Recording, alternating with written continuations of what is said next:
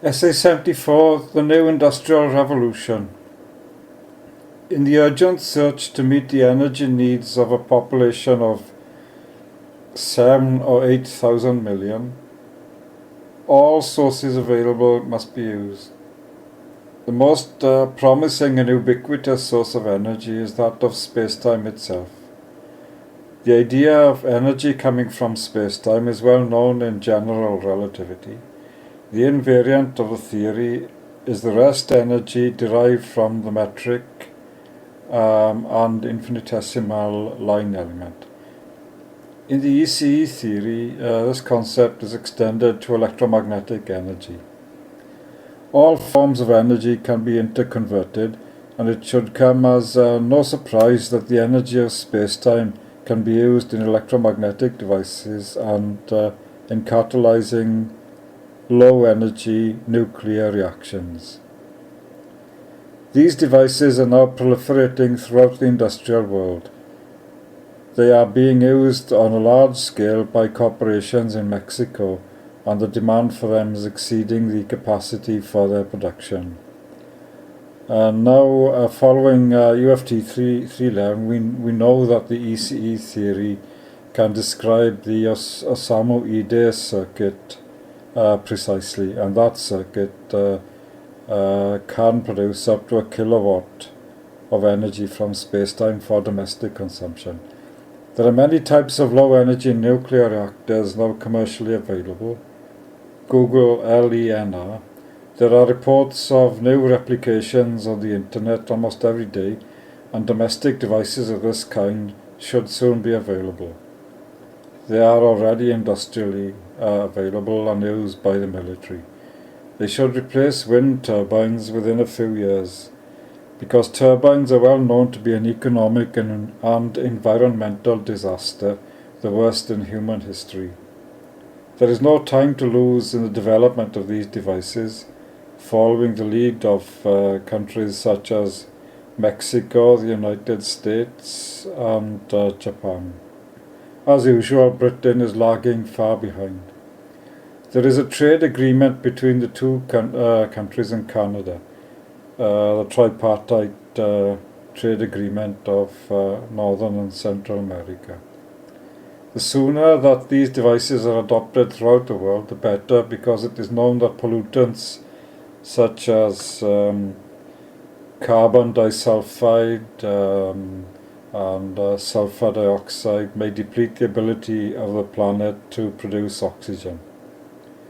It is well known that carbon dioxide is not a pollutant. It is needed for plant life and therefore for animal life.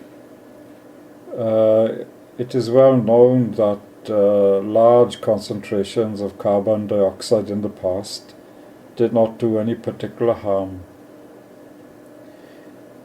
Therefore, a reluctance to believe that the Industrial Revolution has started is a strange and very unhealthy state of mind.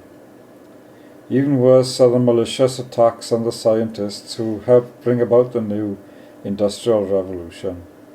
This is very reminiscent of smashing up the spinning jennies of Arkwright. The population at large would be very glad to embrace the idea that they might have enough energy to live on. Even stranger is the waste of funding on claims to have discovered a thing that does not exist, such as Higgs boson, or to prove something that everyone knows to be wrong.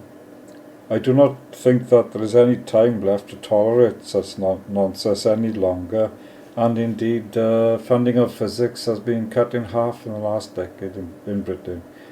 It could well be that the oxygen levels in the surface regions of the oceans will be depleted so much that there will not be enough for the existence of human and animal life. This is not scaremongering, it is an urgent warning by responsible scientists who have studied, for example, the northern dead parts of the Gulf of Mexico. A reluctance to accept an old type of industrial revolution is understandable. The polluting and destroying type of industrial revolution that started in Europe in the 17th century. The new industrial revolution is based on devices that do not pollute at all, and that do not destroy the landscape. Scientists working on these new devices should be placed in positions of responsibility in government and industry and be awarded shares in the academic world and so forth.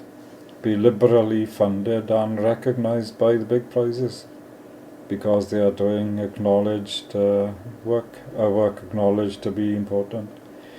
The conservative nature of science is based on the need for reproducible and repeatable data, now available in abundance on linear and energy from spacetime, and the need for a mathematically correct theory to try to explain the data. The mathematical correctness of a theory can now be ensured by the use of computer algebra, constant discussion among scientists, and meticulous cross-checking, international cross-checking. Those who continue to attack senior scientists must be disciplined severely as Luddites, people who deliberately try to harm the human condition for reasons known only to themselves, probably reasons to do with money. Sometimes their conduct seems to be just primitive animosity. Sometimes the scientific system can become ossified or turned to bone by a small group of conservatives who feed themselves funding while belittling and impoverishing all others. The new industrial revolution has been brought about despite these people. The most senior scientists of a country must surely be the ones to take the lead and not to inhibit or stalk behind the scenes and so on. This is especially true in a national emergency. The current lack of fuel is an international emergency, the like of which has never been seen before. It threatens geopolitical instability, which threatens a nuclear war, and nuclear war will eliminate the human species in 1 hour. Those who refuse to believe the existence of the new devices should be retired or replaced. Often they are in their 70s and saturated with old dogma. It is this kind of dogma that led to the catastrophe of wind turbines, an ugly catastrophe evident to all. That was caused by a small group of individuals who had control of the media, which they saturated with irrational alarmism. The result is that trillions are wasted in turbines, while pollution of the atmosphere is worse than ever. Turbines pollute in the process of manufacturing them. New energy devices will help stop this madness completely before the human race dogmatically makes itself extinct.